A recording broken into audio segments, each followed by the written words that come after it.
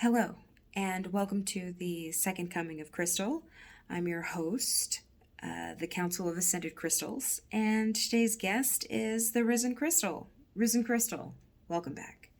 Thank you. Thank you.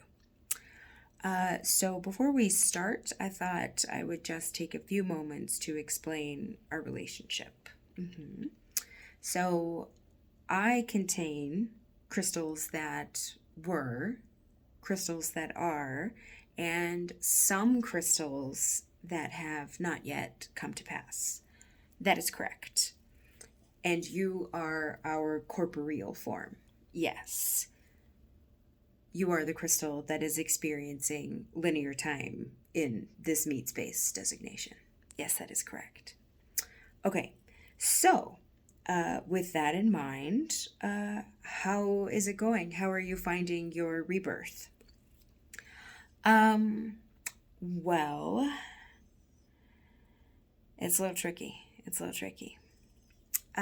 What are you struggling with now? I didn't mean that the way it came out, but what are you struggling with now? Well, it turns out that there are two wolves inside of me. Oh, what are the wolves? Well, one of them is convinced that I am a victim. And the other wolf is convinced that I am the perpetrator. And these two wolves are duking it out for control of my personal narrative. Okay. So what are the advantages of being the victim? Let's talk about how you're feeding these wolves. What do you get out of being the victim? Well, I mean, if I'm the victim, then of course, like, I'm perfect. Nothing was my fault. Well, or at least, if not perfect, then at least, like, lovable. Um, and, everybody else is big bad meanies, and I just had to go someplace where they deserve me. Okay. And what is the downfall of that? Well, the drawback to being a victim is that I am then powerless in my own life. And also, it's so false. Like, I think anything that I thought was powerlessness is really just unconsciousness. Like, I'm behaving unconsciously in ways that I don't quite understand,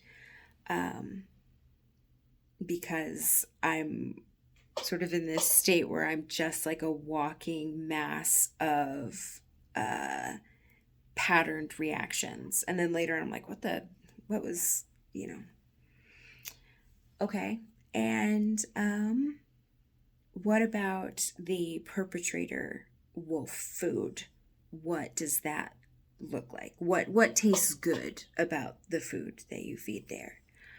Oh, well, on the flip side, if I'm the perpetrator, then everything is my fault and is therefore fixable, if I just stay on myself, really get on to every little flaw, like nitpick everything. Like, we have got to make sure that that this ego is clean before it kills again. Right. Okay. Talk more about that.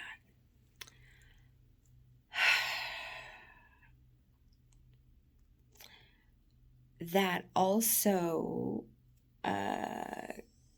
keeps me safe, because then I am staying away from everyone and avoiding connection for their sake.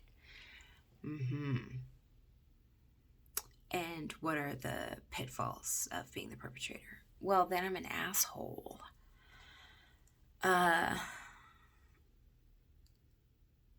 Which in a way, I'd be more comfortable with it if I could just be more comfortable with it. Or it's like, that's not, what am I trying to say?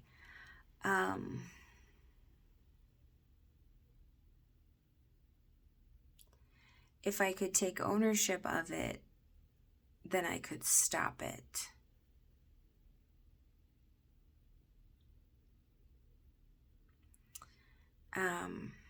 And then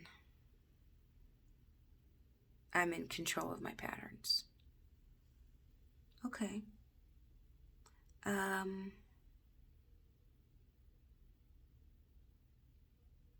think we're losing our train of thought here. So we're going to give a pause, and I think maybe we'll come back to this later, but thank you. Sure. My pleasure. All right. So there you have it. The two wolves that are fighting for... Actually, no, this is the issue here, is that you don't want either one of those wolves to take control. Correct. Because I think that they are, first of all, it's a false dichotomy. Like, you're not one or the other. Like, that's some splitting, like good, bad, blamey shit. And also, they both are writing a narrative, and I'm just not comfortable with that anymore. Why is that? Why are you uncomfortable with narratives? Oh, you know what I was about to say was because, like, they can be changed, this and this and that. But I realized that the deeper truth is that if you declare your truth,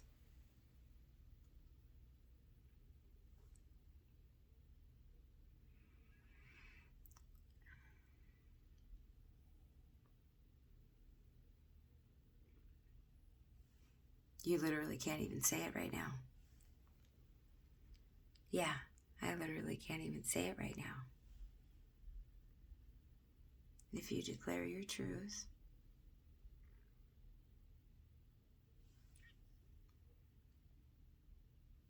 some things don't look very pretty. Some things in you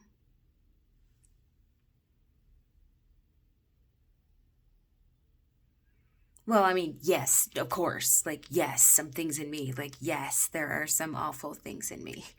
But no. You can't bear to bear witness.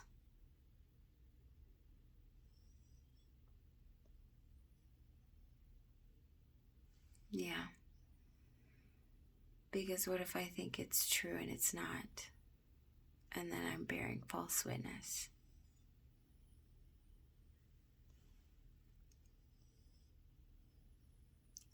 And what if you are bearing your witness? What if it's your truth? Even with all the caveats.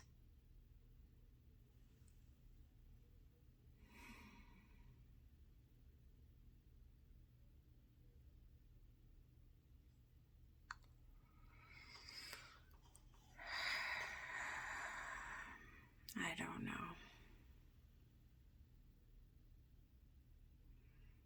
I just don't want to have to care anymore. Can't that me and whatever questions she had just die? She's still here.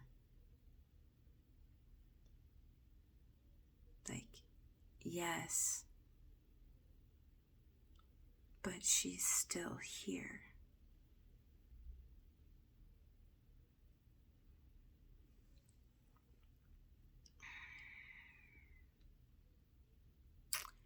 And she's the one I'm suppressing and not letting out.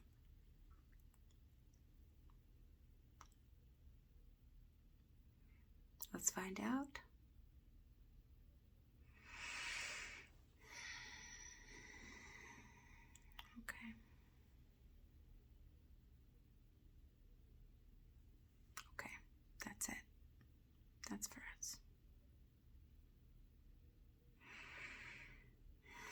None of that probably made any sense to anyone else. I kind of hope.